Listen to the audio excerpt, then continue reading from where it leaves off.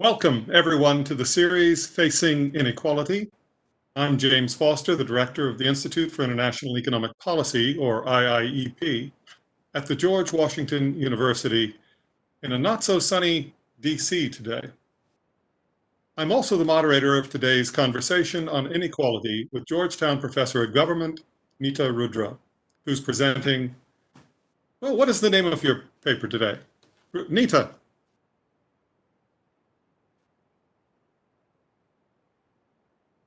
Be benefiting from globalization.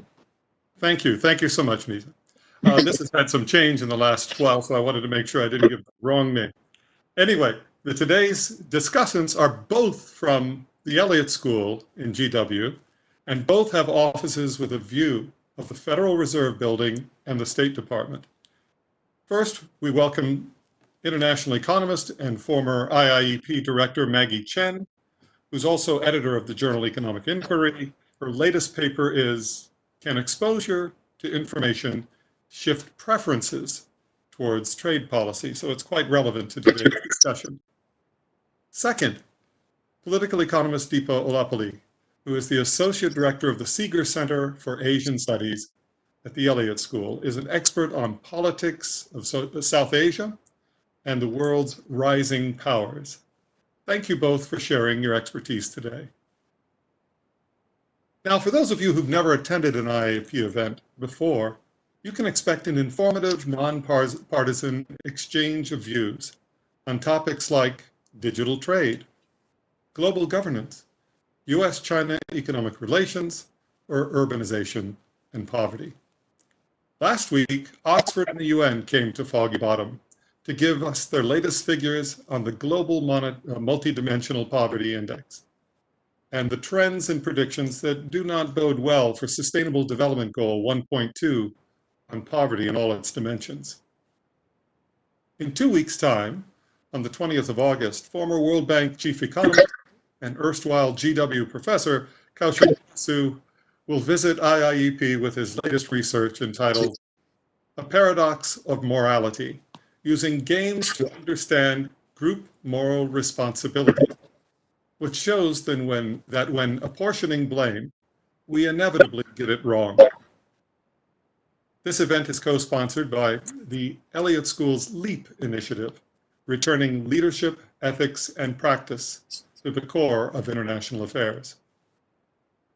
Be on the lookout for a new series on India from IIEP, and let's get to today's episode of Facing Inequality. It's the 7th in our series, which began with Branko Milanovic several weeks ago and has continued about every 2 weeks with contributions from speakers and discussants across multiple disciplines, including last week's conversation with Benjamin Brown on central banking and inequality.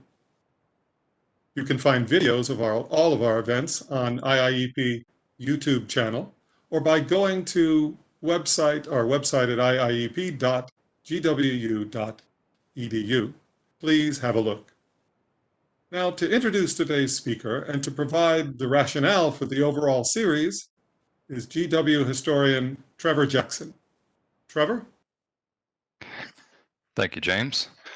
So this project got started as an interdisciplinary university seminar hosted between myself and IIEP affiliate and GW Econ professor Brian Stewart, because we both realized that inequality had increasingly become one of the most salient intellectual and political challenges of our time. And it's something that's been attracting a wide range of interest from many different disciplines and backgrounds, from an entire issue of the journal Science magazine in 2014 to the State of the Union address in 2015. And it's a subject that has only become more urgent and timely with the 2020 pandemic. And we realized as we were discussing this that many economists are working on inequality, historians have become interested in inequality, many people from different disciplines are working on inequality, but none of us were quite sure what the others were doing. So we started this project to bring each other together across our disciplinary boundaries from within academia and without, policymakers, lawyers, economists, politicians, philosophers, anyone we could think of to speak constructively about how to study, research, teach about inequality, and how to think about some potential solutions. So this is the season finale of the summer Facing Inequality series. We will be back bigger and better than ever in the fall, so stay tuned. And today we are very pleased to welcome, to close out this iteration of the series, Nita Rudra, who is a professor of government at Georgetown University.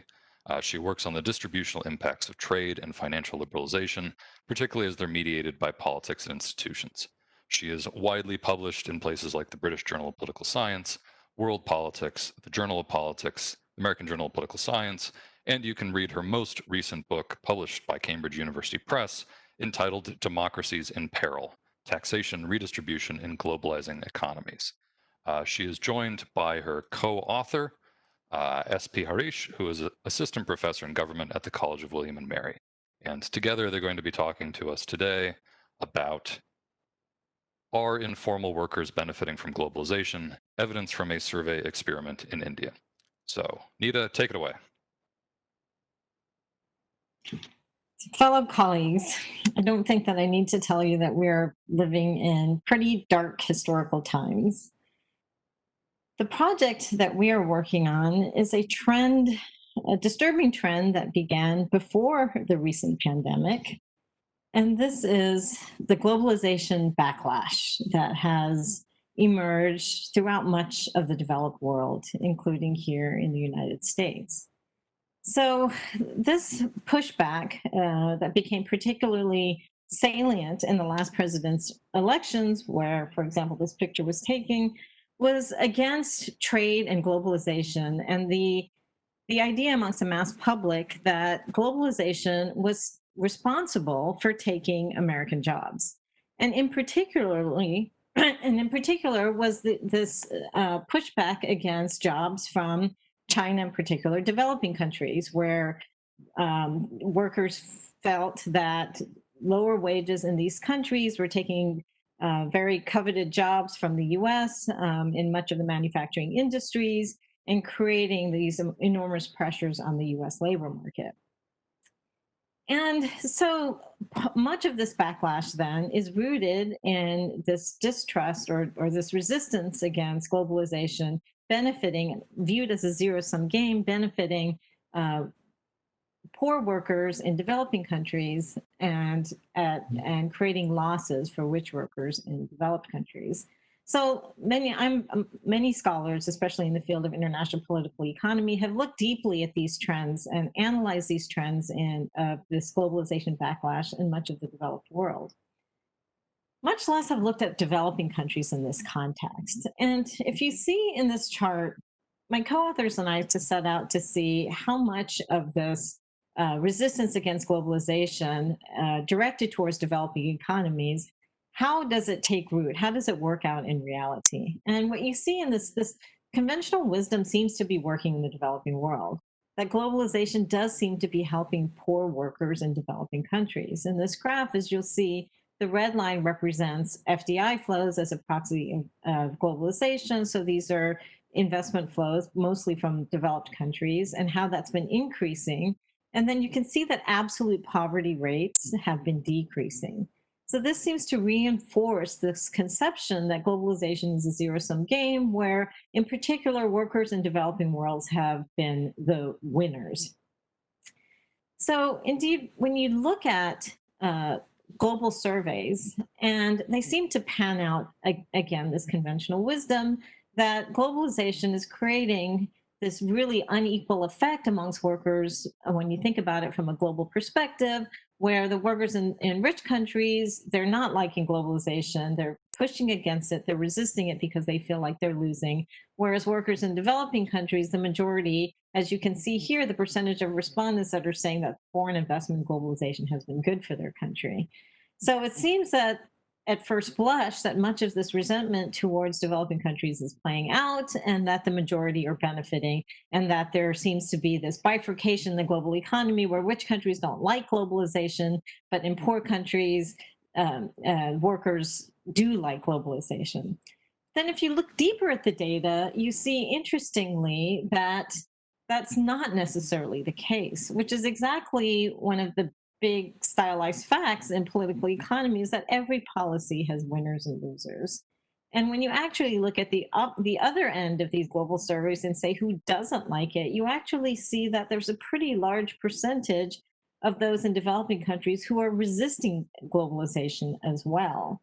So globalization, just like it is in developed countries, it has been and it can be polarizing in developing countries, but yet we know very little about it. We have very little analyses or information about some of the political support, the reasons behind the politics of globalization in developing countries, and who supports it and who doesn't. And this is important because if we are trying to understand more deeply why the globalization backlash is emerging in developed countries, it's just as important to understand how it's emerging in the rest of the world, whether or not there's overall support of it or whether or not support for it's polarized. And it's also important from the perspective of international development because in developing countries, we have seen that there's been a large, although globalization has been increasing and absolute poverty has been decreasing, just like the goal of the seminar is to understand inequality, well, inequality in developing countries has been rising as well. So to begin to unpack these dynamics, my co-authors and I are focusing particularly on the perspective of informal workers. This is a primary cleavage, societal cleavage in developing countries. The World Bank estimates that up to 4/5 of employment, and in a developing country like India, 90% of workers are part of the informal worker. Now, the traditional way of looking at some of the distributional consequences of globalization, who supports it, who doesn't, is usually looking at the cleavage between high-skilled and low-skilled workers.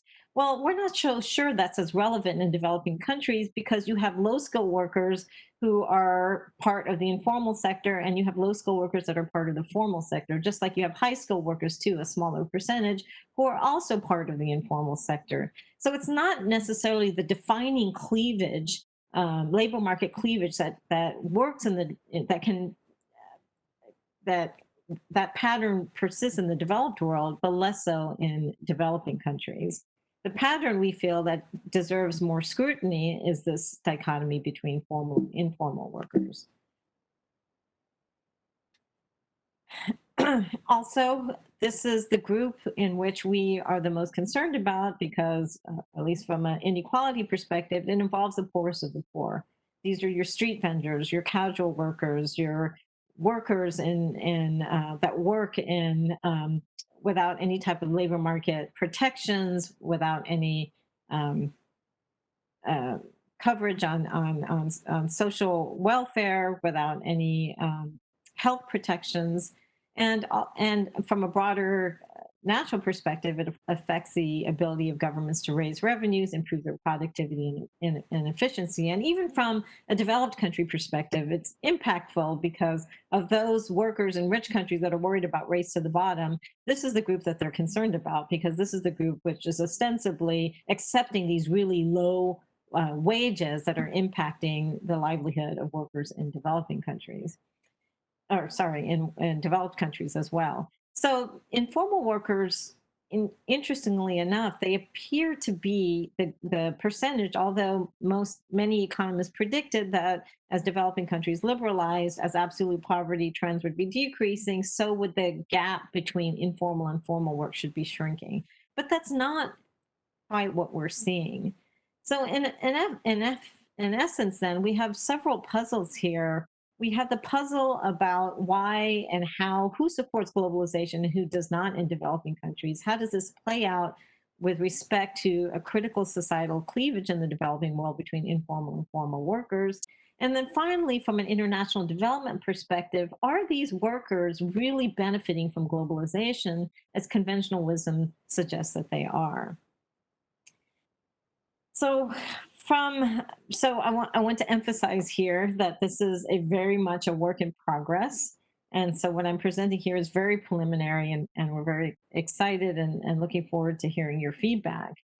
So what our effort here is to, because this is such a new, not only is it a new area, is it a work in progress, but it's a new area of study.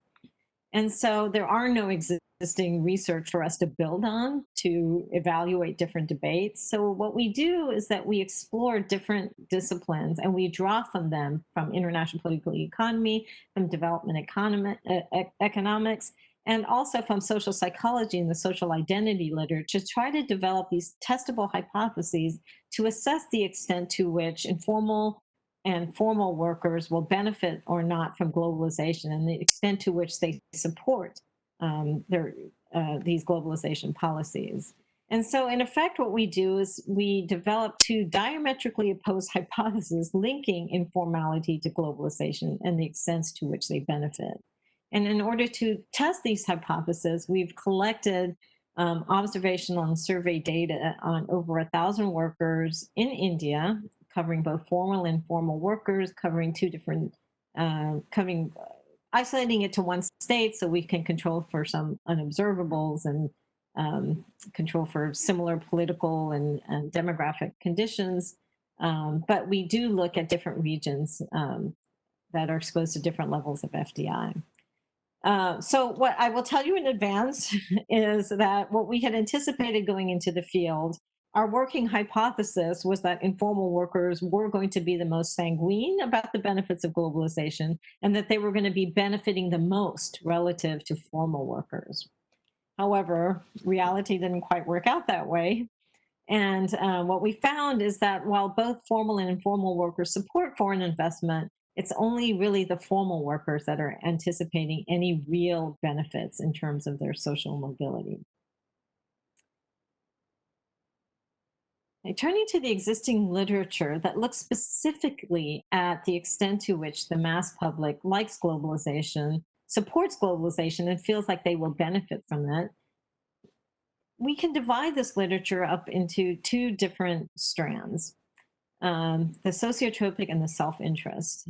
The self-interest one is pretty intuitive. This is based on, the Hector-Ollene theories of international trade and the theory of comparative advantage. And it's the idea that those countries where they're the most abundant factors, when you open up to the global economy, you would expect them to gain the most and to be the most supportive of globalization. So in rich countries, that would be skilled workers, because that's the most abundant factor, and they would be most supportive of globalization. And in developing countries, it would be the low skilled workers. They're expected to benefit the most, so they should be the most supportive of globalization. But what this strand of research finds actually very little support for the self-interest explanation, actually. And the more recent literature finds much more support on the sociotropic and what we call the nativist or the racism explanations. And this is particularly with respect to the recent backlash. So what this strand of literature finds is it doesn't matter whether or not you're a winner or whether you see yourself as a winner or loser of globalization. What matters more in these survey research, mostly in some experimental research, is the extent to which you believe that trade and globalization is good for your economy. So that's the sociotropic. And then more recently, Diana Mutz and her co-authors have argued that it's more of these nativist explanations where there's this resistance towards globalization because they feel that outsiders, such as developing countries, are taking advantage of their markets, and that there's this in-group, this nativist bias that's creating this resistance towards globalization. While these studies are plausible, what's notable is that the majority of them have been focused on mostly the United States. There's some on Britain with respect to Brexit, but none have explored this more widely across different political and economic contexts. And also, there's not much of an effort other than looking at, how different groups of workers, such as nativists versus non-nativists, or skilled versus unskilled. There's not a big effort to see how support for globalization varies amongst different types of labor market participants. So in our analysis, as we focus on developing countries, we begin from the premise that the primary motivation for informal workers particularly is going to come from self-interest and not sociotropic, primarily because these are groups of workers that are just struggling to survive. I mean, these are the workers that work in the most abysmal working conditions. They work for the lowest labor costs, and they have experienced very little social mobility, not just within recent times, but through decades and through history. So we start with Albert Hirschman's seminal work in the 1970s on the prospects of upward mobility. And he has this very interesting analysis and powerful analysis, which argues that disadvantaged groups will support inequality. And his focus per se is on inequality, but we draw insights from this that they will support inequality and and yet still draw optimism about their own economic futures when they see the situations of others begin to improve. He calls it this tunnel effect, that if you're stuck in traffic and you're getting frustrated that you're not moving, but you suddenly see the lane next to you starting to move ahead, then you start to be, even though you're not moving, you start to become optimistic because you feel that soon enough, because others next to you and those similar to you are moving ahead, that you will move ahead as well. So that's our starting point, right? But the critical point here that Esping Anderson has picked up on is that in order for us to suddenly get that optimism that we're going to move ahead, there has to be what he calls an equilibrium shock. There has to be some observable factor amongst the mass public that something fundamental has changed in your domestic economy that's linked to the global economy. And so what we argue is what we're starting point is the most critical, or the most obvious measure of globalization to use here is foreign investment, because these are large multinationals that are visible and large, and they're called in the economic literature these prominent superstar firms that are super productive and seen as promoting mobility by the mass public. So you don't have to be educated and understand globalization and its effects, and that be able to read the newspaper that your government is starting to liberalize the economy, but you can actually witness the process of globalization vis-a-vis these markers of globalization, which is these large multinational corporations and foreign investment.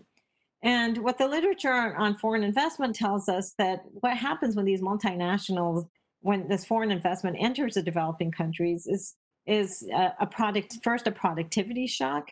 That not only does it help improve growth by bringing in these more productive firms and increasing wages and employing more labor, but there's also a spillover effect to domestic firms, which also helps improve the productivity of domestic firms.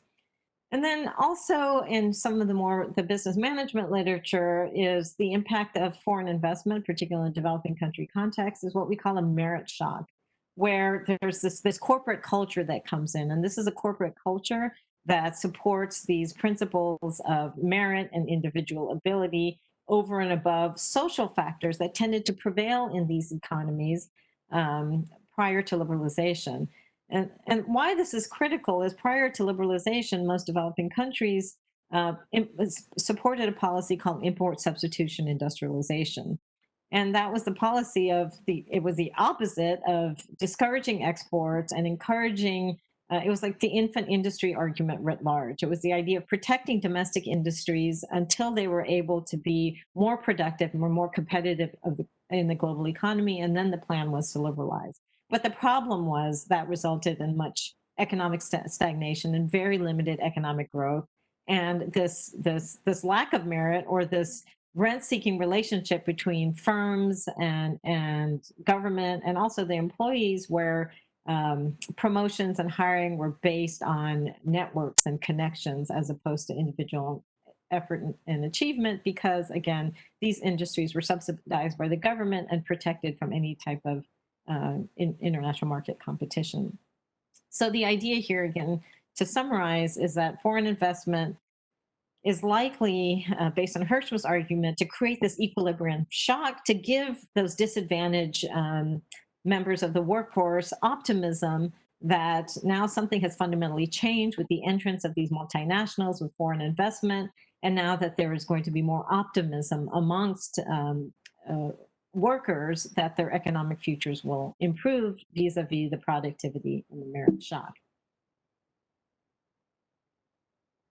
So what's fundamental here now is where we bridge the economic literature and the social psychology literature. What really marks informal workers from formal workers is their status as both members of outsiders and as low social status members in society. They are outsiders based on, in economics, it's called they're labor market outsiders. And in economics, there's a big literature on how, especially with these protections that were afforded workers in during the import substitution era, it provided these rent privileges of employers that were already part of the formal sector, which gave them both economic and political power to make sure these social protections stayed in place, which made it difficult and costly for firms to hire and fire outsiders. So formal workers were the insiders that enjoyed these privileges of the protectionism era, where it was difficult for firms to hire and fire outsiders. It was costly for them to do so. And so there becomes this cleavage that persists and maintains itself between outsiders and insiders. So it becomes very difficult for informal workers as outsiders to get formal sector jobs. And then there's in social psychology this ascription of informal workers as those groups that have very low social status in society.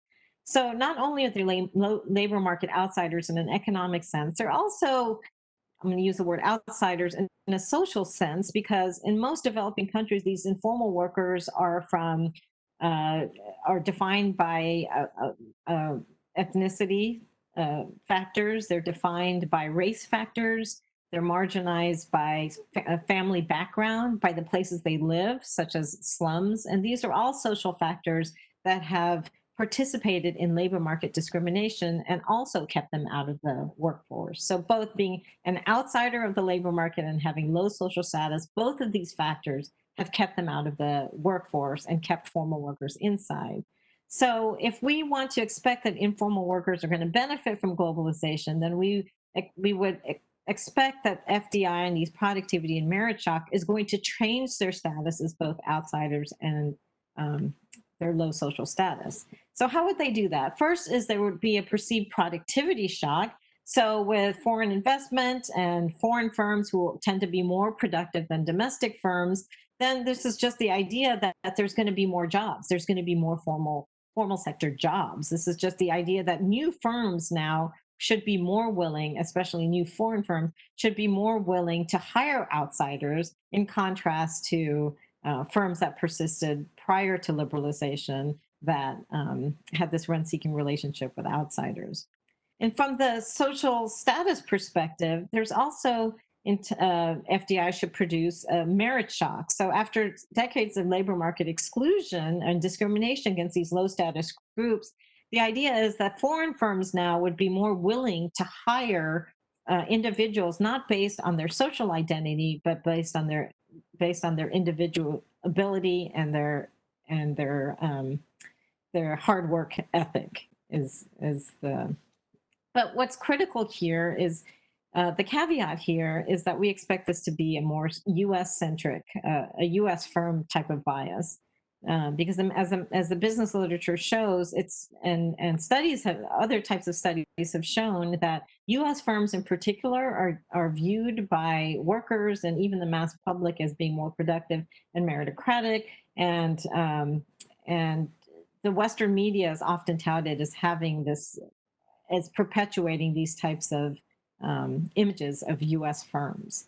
So here the idea is that informal workers are likely to benefit from FDI because the productivity and merit shocks will release them or give them release from their outsider status and their low social status and engage in less labor market discrimination.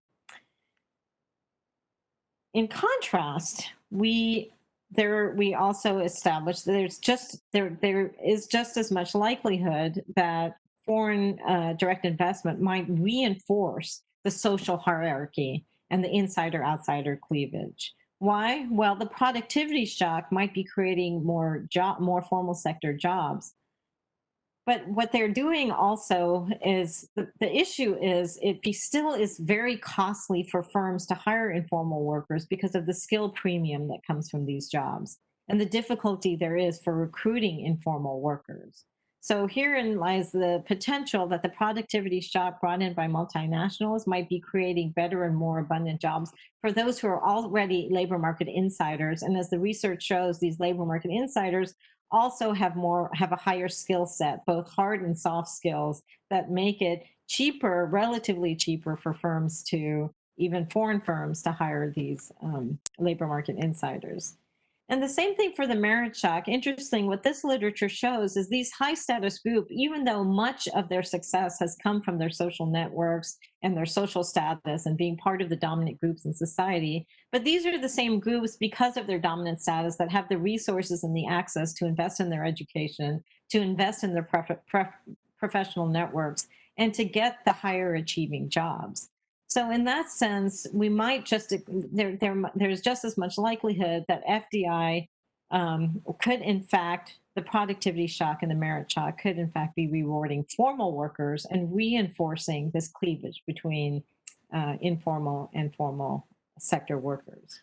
So to summarize our hypothesis, we have two hypotheses. The informal sector mobility hypothesis maintains that informal workers are the ones that are more likely to support foreign investment. And this is because they associate FDI with a productivity and merit shock, which will help change their outsider and low social group status. And because of these causal mechanisms, informal workers are more likely to support foreign investment because they anticipate greater social mobility because of FDI. The opposite hypothesis, or the formal sector mobility hypothesis, anticipates just the contrary, that actually formal workers are going to be more likely to support foreign investment because the merit and productivity shock is going to help reinforce their insider status as well as their position on the social hierarchy. And this is the group that expects that foreign investment will help promote their social mobility. Again, and complete transparency, we anticipated going into the field that we would find support for the informal sector mobility hypothesis, which came first from a round of focus groups. And now, following that, we collected observational experimental evidence on both formal and informal workers. We conducted a survey to determine the extent to which informal workers value foreign investment in contrast to formal workers. And also something unique that we did in the study, which others who have looked at foreign investment or even trade have not done, is we also compare how much workers value foreign investment relative to domestic investment. It might sound rather surprising that those who look at how foreign investment operates and mass reactions to foreign investments, even in rich countries, don't compare that to how much they actually support domestic investment. And why it's particularly important in this study in a developing country is because workers, it's capital scarce. So workers might be happy with any type of investment, whether it's foreign and domestic. So if we don't compare foreign and domestic directly, we don't know if we're picking up that they like, that there's something about foreign investment that resonates with them and in which they're seeing much benefit, or if it's just something about capital in general. And we also do a survey experiment and a conjoint experiment to get at the mechanism for support for FDI. So high level, what we find is that both formal and informal workers like FDI and domestic investment. So as unlike what is expected in rich countries and developed countries like the US, there does not seem to be this trade-off between disliking FDI and liking domestic investment, or vice versa. What we find is they like both. They like domestic investment. They also like foreign direct investment. But importantly, in terms of mobility and thinking about inequality and how to bridge this really big and growing divide between formal and informal workers, we find it is the formal workers who anticipate benefiting from the productivity and merit shock. And they expect, interestingly, for reasons of social mobility and particularly intergenerational mobility. And those hypotheses that prevail in rich countries, such as sociotropic or nationalism, we don't find any effect for those. It is the impact, it is the self-interest mechanism that seems to prevail. Okay, so how do we operationalize this? to get at the productivity shock, we ask, to what extent do you expect that you will get a better paying job? And we randomize the type of company, whether it's an American company, Japanese, or Indian company. We prefer, as opposed to calling it foreign, that could also be a Chinese company. We prefer to present a more specific foreign companies to try to get at these mechanisms and to give respondents context. And the second measure of productivity shock is to ask, to what extent do you agree that a foreign company such as these would provide a good job for someone like you? The merit shock is, to what extent do you agree that employers would value your skills, education, and your effort, as opposed to your social connections, in effect? And also, we ask how you would like to, whether or not you were treated well in these companies, whether you faced discrimination, and whether or not you were had to pay a bigger bribe to work in the different foreign versus a domestic company. So now looking at the empirical results, what we find pretty interestingly is, across the board, formal workers support foreign investment more. And in this question, they were just asked to rank on a scale of 1 to 5, with 1 being dislike and 5 being extremely supportive of foreign investment and domestic investment. And interestingly, across the board, we see that informal workers like FDI much less than formal workers. But now, importantly here, when you look at the raw data, it's not that they don't like foreign investment. They just don't like it as much as foreign workers do. Let's see if I said that right. So they like both domestic and foreign investment, but they like foreign investment more. Formal workers like foreign investment more than informal workers. But what's particularly striking here is we control for nationalism with proxy for BJP support and income and the traditional variables, gender and population. But what's really critical here is, I want to draw your attention that even controlling for skill. So there's a lot of literature out there that shows that globalization really, even in developing countries, tends to benefit more skilled workers. And yet still, it's not skill levels that are determining support for foreign investment. There is something distinct about being part of the informal sector and part of the formal sector that's separate from being high skilled or being in a lower caste. So there's something distinct about informality that affects support from foreign investment, and what we find also how they perceive that they're benefiting from globalization. Okay, looking at the raw data on the productivity and merit shock. For the productivity shock, in the left panel, what you can see in terms of a better paying job in an American company, what you can see comparing formal and informal workers tend to agree more that they're going to get a better paying job in an American company. And in terms of getting a better paying job in an Indian company, they think they're going to get a better paying job in an Indian company as well. But here, clearly, informal workers feel that they have a better chance of getting in, which is interesting and not what we anticipated because of the history of labor market discrimination. But yet, informal workers anticipate that they're more likely to get a better paying job in an Indian company, at least according to the raw data, than they do in an American company. And in terms of the merit shock, looking at the left-hand panel, the extent to which they expect a lower bribe to have to work in an American firm to pay less bribes. Again, this was very rampant during the import substitution era in India. You see that formal households expect more so than informal households that they will pay a lower bribe to work in an American firm. And interestingly, when you look at the right side panel, you don't see much difference between formal and informal sectors, and both seem to agree that they don't have to pay much of a bribe to Indian firms. But now looking at this more rigorously and looking at some regression results, what we see then when we pose this to a more rigorous test that we don't really have a lot of support for the productivity shock affecting informal workers or formal workers differently. What we see is while they do think on average, and this is, I'm just focused on the first row here, that on average informal workers expect that they will get less they're less likely to get better paying jobs when they're given the US company prompt, or when they're asked about US companies versus Japanese companies. But ultimately, they feel that way. There's not much difference between how they react to an Indian company as well. So, and same thing with good jobs like me. So the takeaway is that while there is some reaction to a US firm and a Japanese firm, but in the end, there's also a productivity shock for an Indian firm. So we don't see that the mechanism of a productivity shock is making a big difference for informal workers. But in terms of the merit shock, here is where we see a distinction.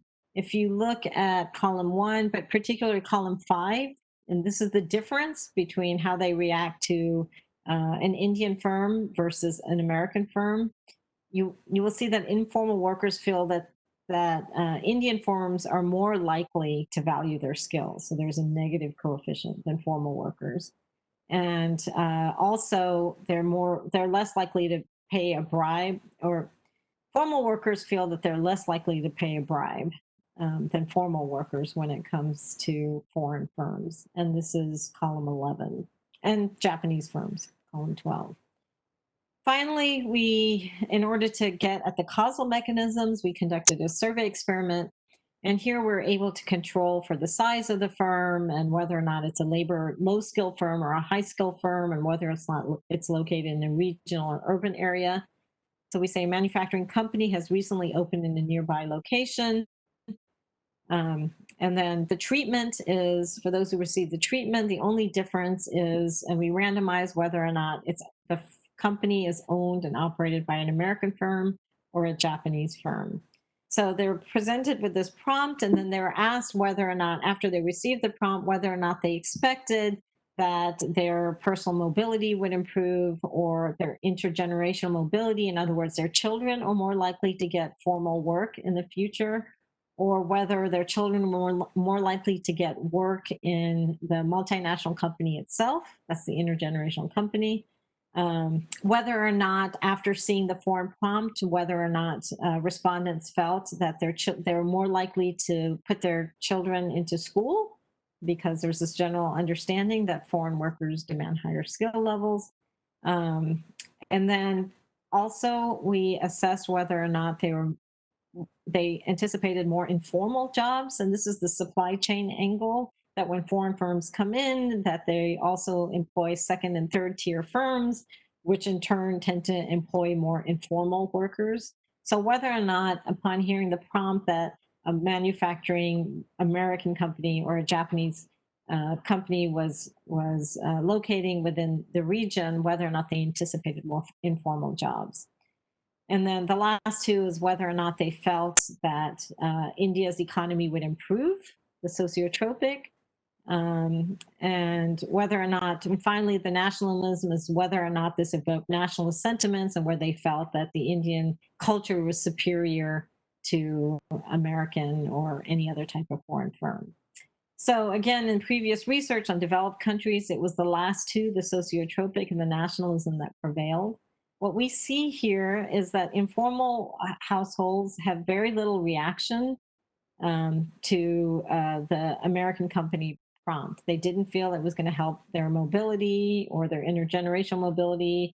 Supply chain angle it didn't affect their perception that there was going to be more informal jobs, and it didn't evoke any sort of nationalistic or sociotropic sentiment. But for formal workers, we see that, in fact, there is more, we did find that formal workers, consistent with the results, the findings for the productivity and merit shock, that there was this sense that once they would see that this was a US manufacturing firm, that they anticipated more formal work. and this was not the case with the results aren't here, but we didn't find any effects for the Japanese companies. So there was definitely a US country bias. So to summarize, why is globalization really benefiting the poor? What we're finding is that political support for markets in developing countries may actually be tenuous, contrary to the existing belief in developing countries that it's a zero-sum game, and workers in rich countries are losing, and workers, especially low-skilled workers in developing countries, are winning. When we look at this from the lens of the formal cleavage, we find that actually the great percentage of informal workers, which is really the defining societal cleavage in many developing countries, up to 90% of their working population, don't feel that they're benefiting from globalization. There's not a resistance against it. They do like foreign investment. We didn't find any negative effects where they feel like it was hurting, that there was a race to the bottom and it was adversely affecting their intergenerational or their personal mobility. But we're finding that they're kind of ambivalent about it. And the concern there, of course, is through time, as countries become more, as developing countries become more integrated in global market, and the skill premium increases and inequality increases, that this doesn't bode well, and that actually this large group of informal workers, if they continue to maintain their informal status, that we are very likely to see the same type of pushback against globalization in poor countries like we do in rich countries. So what the political policy implication from the developing countries perspective is that political leaders may well be able to use foreign investment to improve their popularity amongst a very small public, which are these formal sector workers. So we hope that this project also gives us insights into debates on inequality, which again here are mostly focused on skill, that globalization is increasing the skill premium and benefiting high skill workers. There are a lot of high skill workers, as our sample also shows, in the informal sector. And we think it's important for these studies and the attention focused on inequality, not just focused on skill, but also to focus on important institutional factors like inequality. And finally, we also hope that our project will draw more attention to why governments are prioritizing informal sector reforms. There's this undercurrent in the development literature that by liberalizing, that governments can, and amongst policymakers in developing countries, that by prioritizing liberalization, that this schism between informal and formal workers will begin to lessen. But our analysis suggests that this doesn't seem to be the case, and informal workers don't perceive it to be the case, not just for their current generation, but for their future generation as well. Thank you. But now, without further ado, over to Maggie Chen. Are you ready, Maggie? Thanks everyone for the opportunity to discuss this very interesting paper. I really enjoyed reading this work, and prompted me to think a lot about the issues addressed in this paper. So let me quickly summarize the paper. So the key question asked in this paper is, are formal workers and informal workers in the developing world equally convinced about the benefits of globalization? And Nita and co-authors have not only tried to answer this question, but also explored mechanisms for differential responses between formal and informal workers. And these mechanisms considered include social mobility, which consists of both personal and intergenerational mobility, and productivity shock and merit shock. The project uses both observational data and a randomized experiment survey to show that both formal and informal workers support FDI, especially FDI from the United States. Though the extent of support seems to be a little bit weaker compared to the support for domestic companies.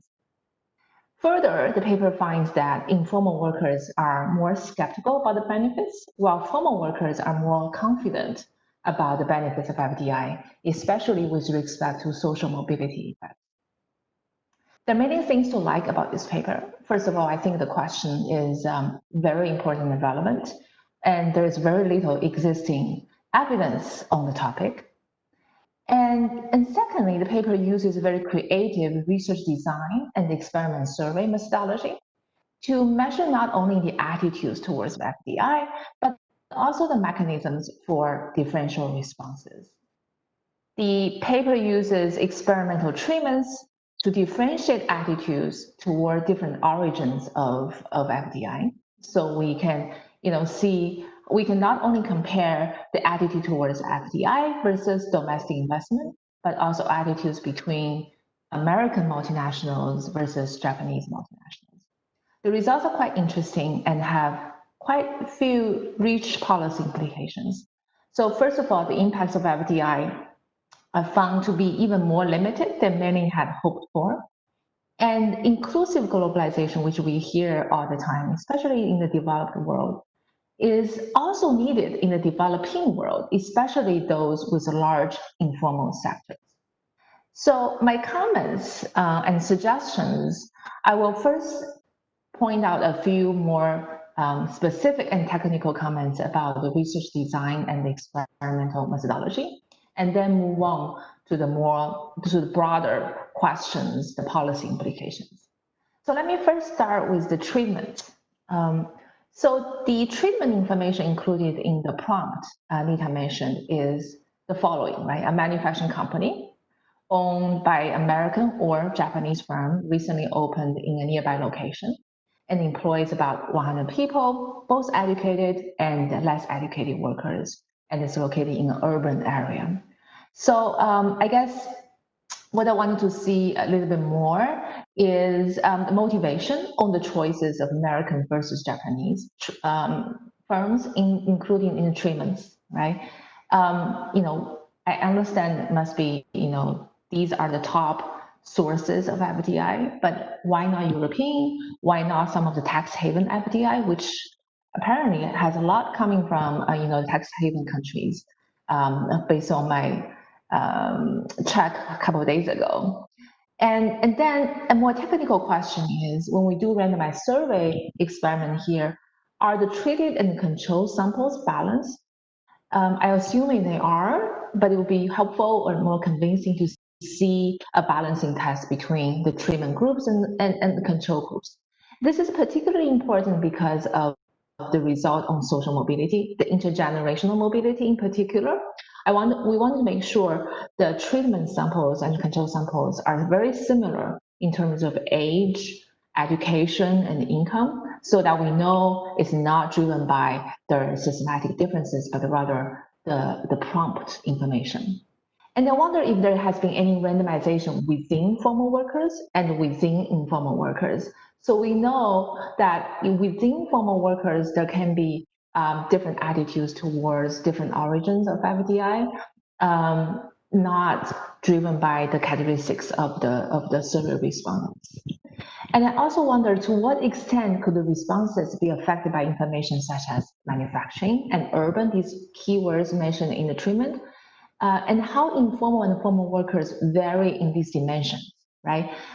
Informal workers, I assume a lot of them are actually working in services such as trading services. And could that explain some of the results, right? And the geographic mobility could be different between informal and formal workers. Now, moving on to the productivity shock. The paper uses a couple of questions to measure productivity shock, right? Do you think you will get a better paying job in these companies? Do you think these companies will have good jobs for someone like you? So I wanted to, because one of my reactions when I first saw these questions is, could these questions possibly capture labor mobility instead, right? Is this really measuring productivity or a combination of productivity shock and labor mobility, right? The informal workers might not perceive themselves being able to access these jobs in the multinational companies and thereby answering no to these questions. And then further, good foreign multinational jobs may be less accessible to informal workers due to specific characteristics of FDI. So this is, I guess, going a step further, right, than just asking ourselves whether informal workers are less convinced about the job accessibility, but why, right? Why are they less convinced about the benefits of FDI in terms of job prospects, right?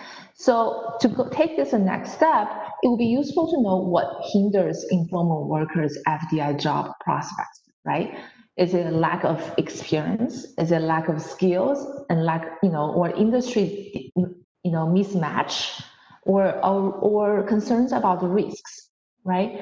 In our empirical analysis, I see that you control for these characteristics, right, such as education, income, but I think we should perhaps see an interplay as well between the informal workers and the specific reasons why they are less optimistic about FDI. So for instance, if you look at the distribution of FDI in India, right? If you look at the right-hand side graph, the right-hand side of this graph, right? You see a lot of FDI in India are concentrated in industries such as computer software, not surprisingly, telecom, computer development, right?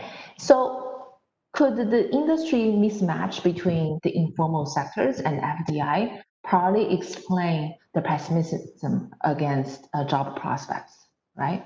Or could it be that they are particularly worried about the volatility and uncertainty of FDI? And that can be seen from the left-hand side of this graph, right? FDI is volatile. Multinationals are known for being footloose. So could that also explain why the informal sector workers are particularly, pessimistic? So to do that, we can interact the informal worker status with their characteristics and FDI characteristics in India, right? And then the second mechanism, or the merit shock, the second shock explored in the paper is a merit shock. Do you think your skills will be valued in a multinational company? And here I similarly wonder if this question could be measuring both productivity shock and merit shock, or even labor mobility, right? The distinction between these two types of shocks, or these two groups of questions, can be a little bit blurry, so we can interpret the questions either way, right? And the fact that informal workers are particularly skeptical about their skills will be valued in foreign companies seem to suggest that we cannot rule out the concerns about job accessibility related to lack of skills. Okay. Now, moving on to broader questions is, okay, now let's suppose we already established the finding that informal workers are particularly skeptical about FDI. Now, what can we explain, right? How can we explain the skepticism?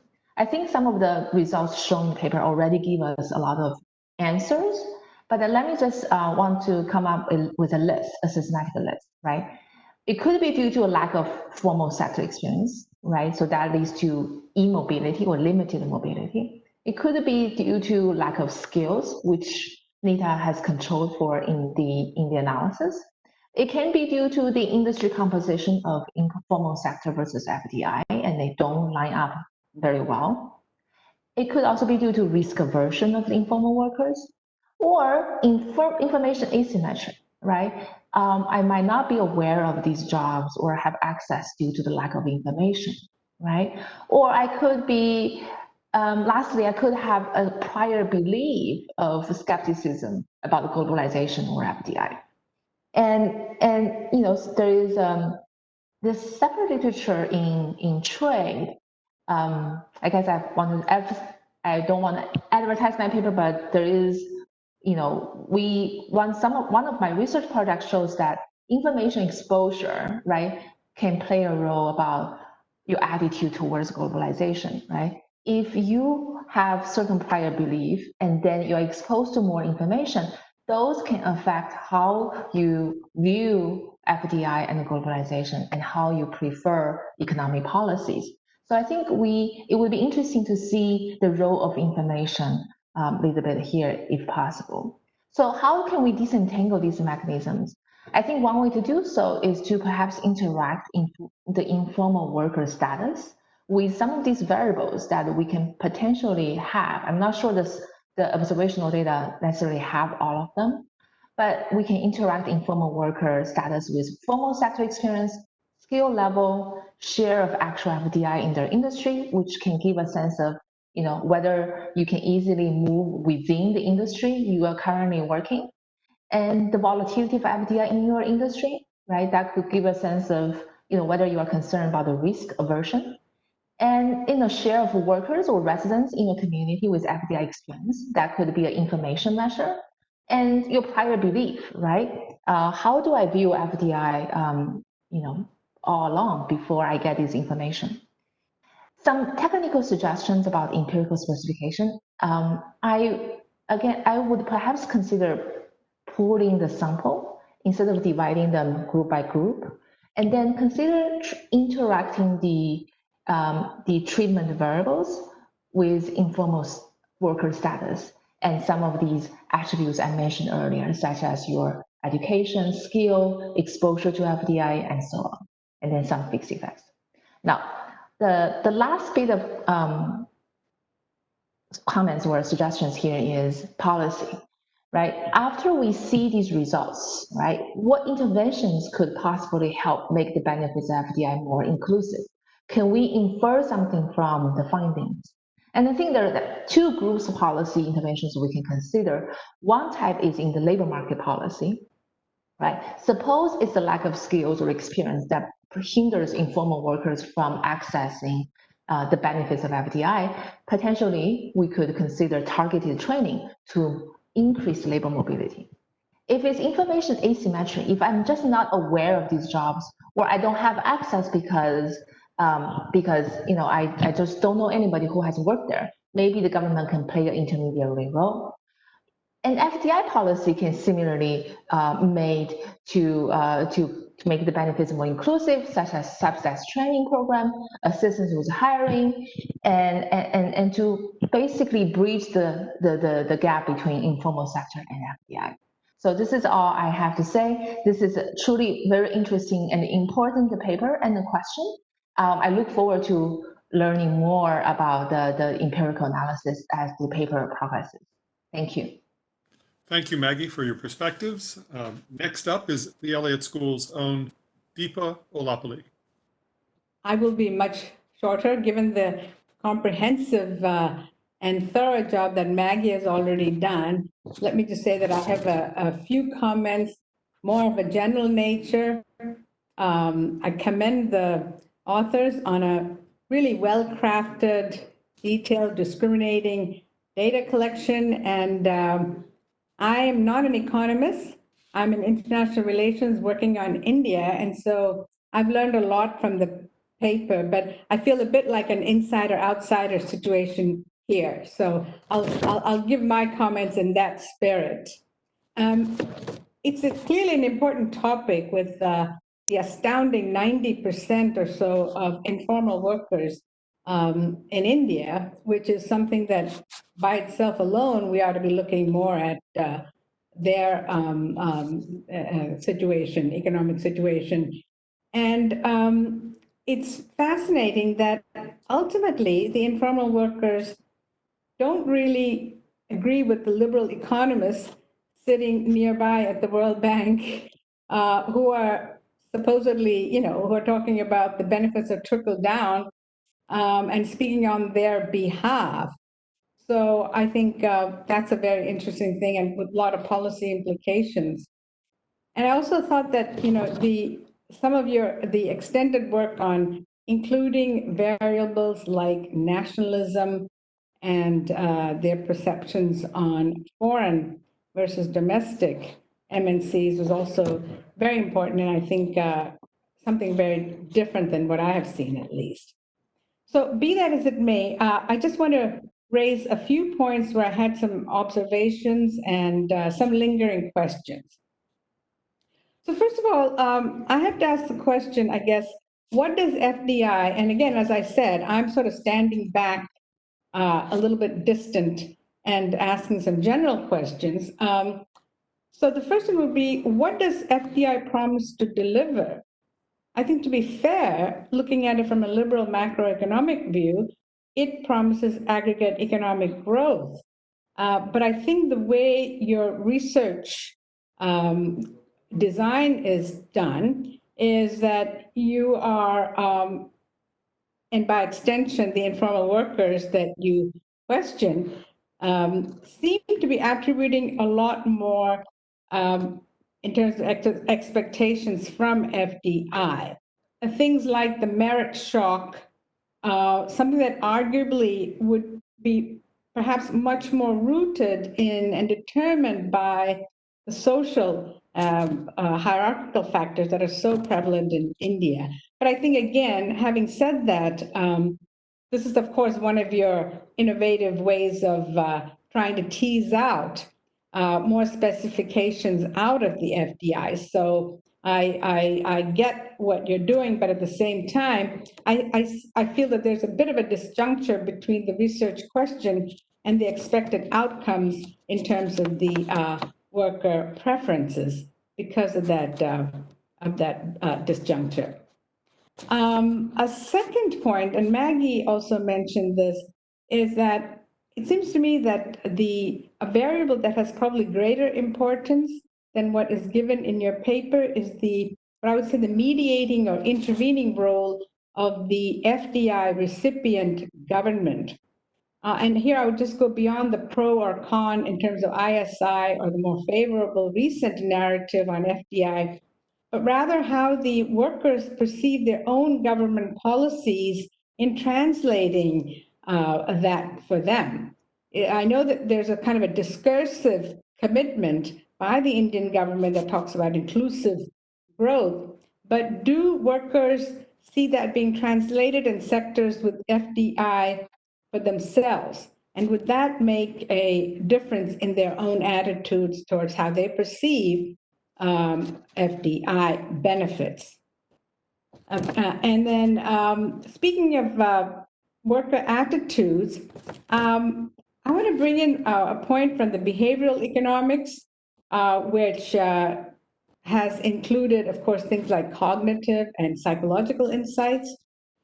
And I'm just wondering that when we think about the lived experience of informal workers in India, and if they were extrapolating from that reality, I'm not at all surprised that they don't expect FDI to have a kind of a trickle-down impact on their lives or put a lot of hope into intergenerational mobility, unlike what the neoclassical economists would say.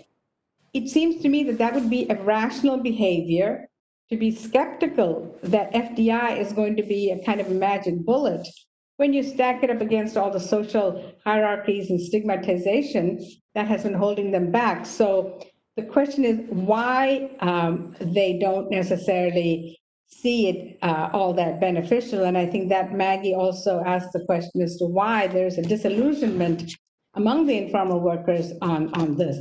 And then given this situation, I'm actually quite surprised at that the informal workers are as favorably inclined toward FDI as they are. And I would call it aspirational on their part. And why not? I think one of the biggest transformations in India has been this change in attitudes, an aspirational attitude after liberalization and globalization that is shared across the board in the population. And I think, they see a new discursive reality at least. If not, they've sort of been either co-opted or they've also bought into that idea.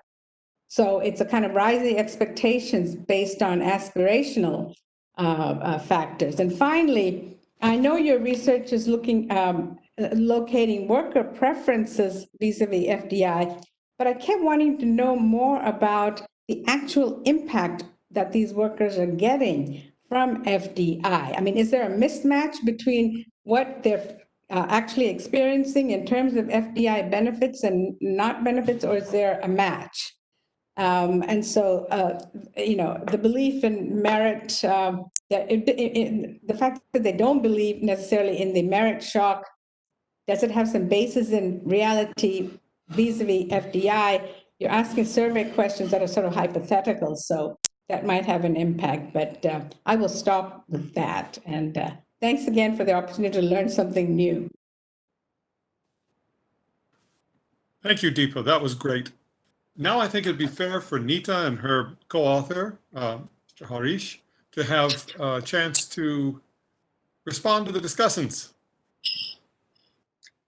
Thank you so much. Those were excellent comments. And this is fresh, hot off the press, and or actually the computer, right? It's far from press. And so many of the issues that you both brought up really resonate. I'm sure with Harish as well, because these are exactly issues that we've been grappling with. So thank you, Maggie, and thank you, Deepa. I'm going to respond to Deepa first because she got to some of the core of some of the bigger tensions from the India perspective. Again, as I mentioned, our experimental results were very different than what I expected from the focus groups that we first did. And there is there's this U.S. bias. There's just, especially among informal workers, Deepa called it aspiration, but they were enamored by foreign companies, and for them, foreign means U.S. By the way. That's what they mean. So, which is one of the reasons why we specify different types of firms.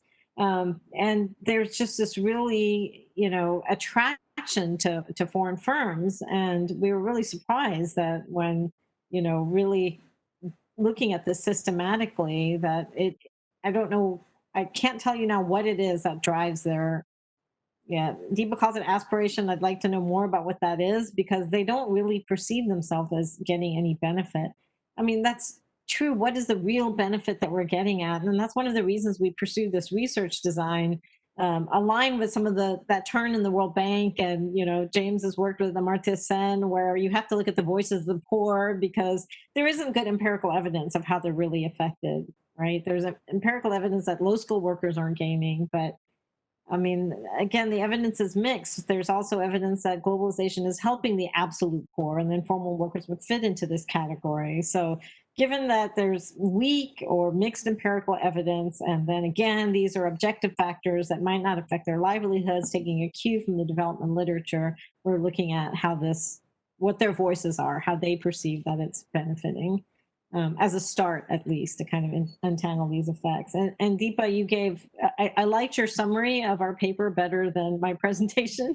So thank you for that. I mean, you helped really clarify some really key points, and your methodological suggestions are on point. And you gave us a lot to explore, which is so helpful, especially at this juncture. So thank you. Yes, hi. Thank you both for these comments. These were excellent. Like Nita said, these were some of the issues that we've been grappling with over the past several weeks. Just quickly to address some of the things that Maggie mentioned about the design. Yes, we have balance in the experiments. I think there was not balance on a couple of demographic variables, and we've tried running estimations controlling for those as well. The point that you make about the interactions is well taken. It's something that we should definitely think and consider, and we'll definitely do that in the next round. Thank you very much. Fantastic. So I do see a question out there, and the rest of you, please feel free to go to the Q&A part of WebEx there to put down your question. And this is from Haider Khan. Are there further distinctions to be made within your definition to examine the hypothesis that different groups within a clearly defined informal sector may have different expectations regarding the speed of the tunnel effect after an exogenous FDI shock? I can start. Really well put. That's exactly the core of our struggle. We have looked at what we ended up. There's so many different. There's so many different ways to look at this. One of our big questions, because we really wanted to know which group of informal workers did feel like they were experiencing the tunnel effect, exactly as Khan asked. And every way we splice it, we are not able to find. I mean, we've looked at them according to their profession, manufacturing services. Maggie also referred to that. We looked at them according to the extent to which gender, informality, many different permutations. And we are the only one that did interestingly make a difference is if they're in a mixed household, right? So if you are an informal worker and you also have formal workers in your household, that group tended to be much more optimistic. I mean, that was the only manifestation that we would see. And I think this plugs into what Maggie and Deepa were referring to, social networks. I mean, and having that, addressing that information asymmetry. Now, what's going on in many of the countries, in particular India, that you're asking, right? Before I go into my question, I'll respond to a question that just popped up. And it says, thank you for your presentation. This is from Kimberly Noranha. Thank you for your presentation. I have two main questions. One, when you ask whether respondents are likely to pay a bribe, to whom do you expect this bribe to be paid? Do you consider local politicians, particularly for informal workers?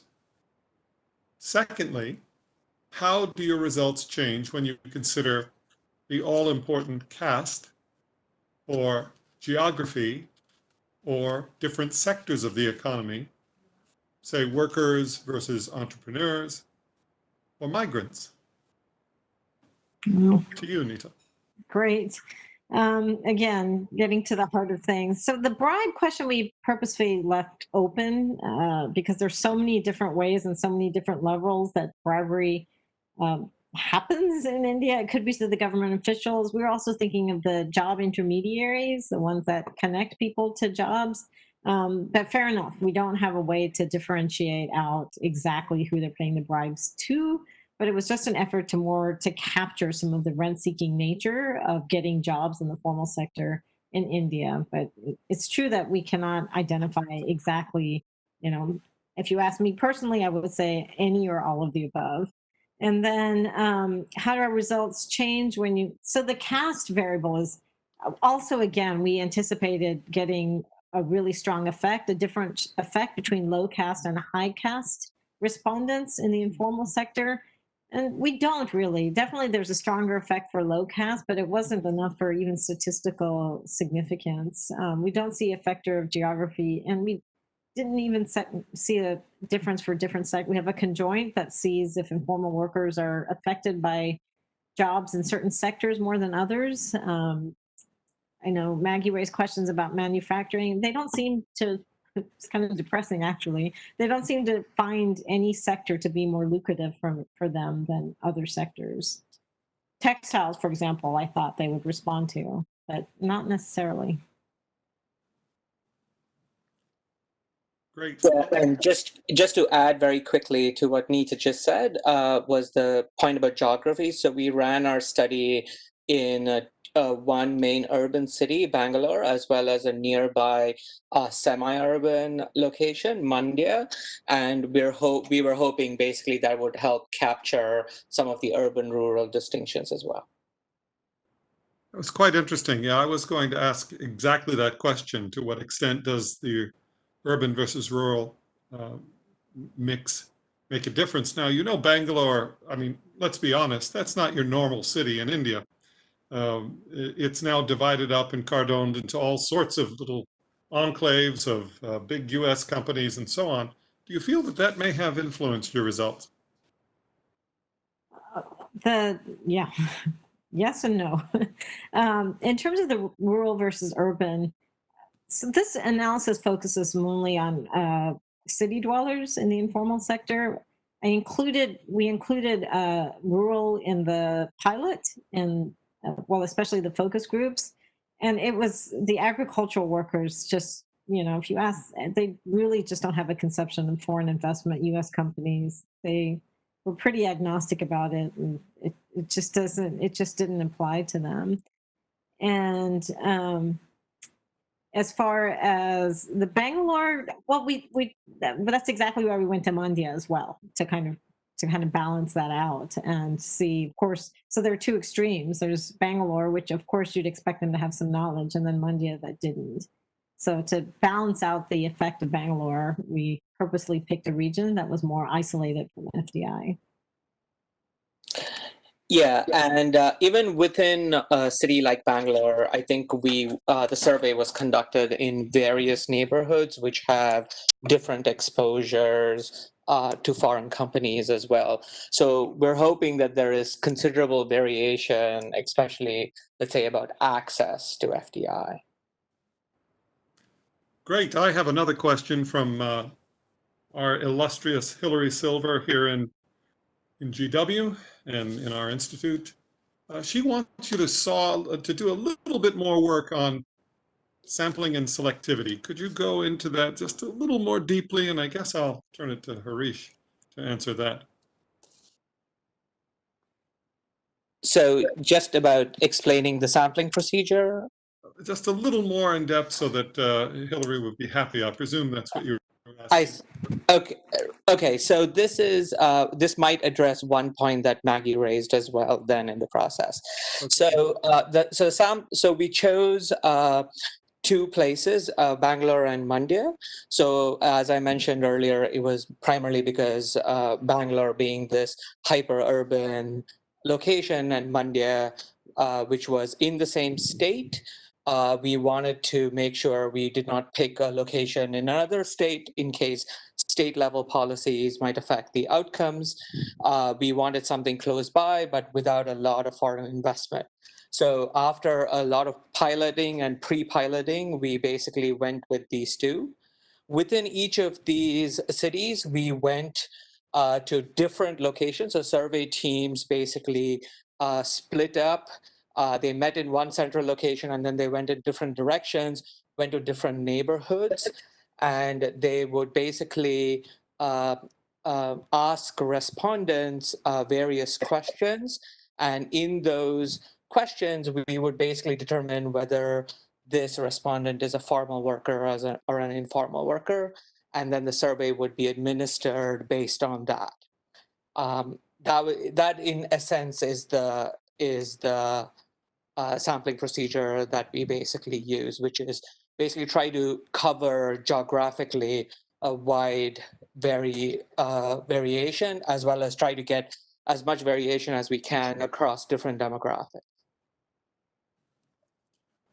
Okay, great. Hillary says, great.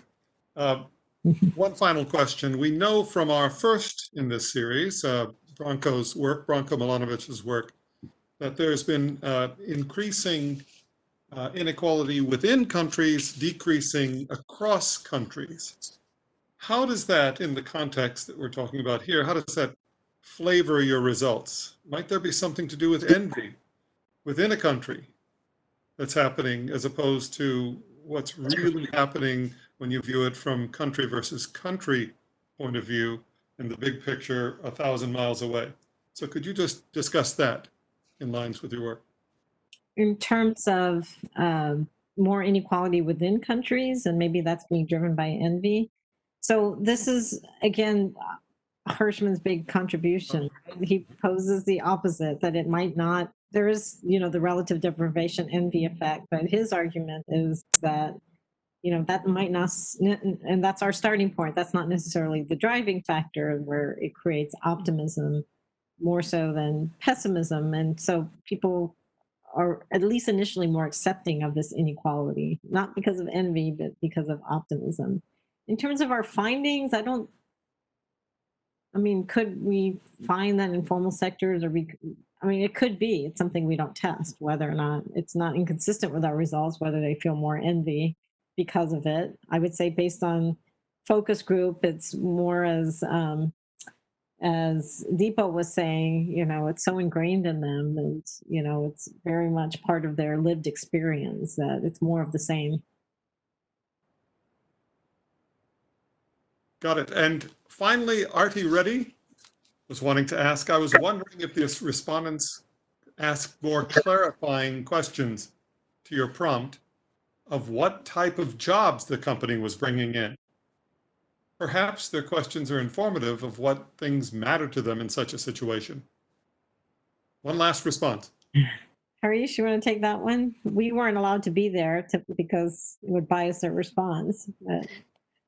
Yeah, so just to clarify that I understood the question correctly, so whether what types of jobs the foreign companies bring in.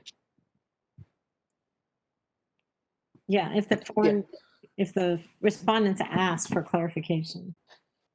So in some cases, yes, at least the cases where I've shadowed the survey company, in some cases, the respondents ask explicitly, but in our survey design, in our experimental design, we basically do mention that it was a manufacturing company. And sometimes they ask, is that a textile? Are there shoes? But those are few and far. Great. Well, that brings us to a close then of this episode of Facing Inequality. I want to thank Nita, Arish, Maggie, Deepa, all member of the panel, all the people in the audience, and indeed the people behind the scenes. Kyle, Katya, if you're still there, of course you are. Thank you for all of your input. Now, we'll see you in the fall when this whole series begins again in September. Until then, cheers. Bye-bye.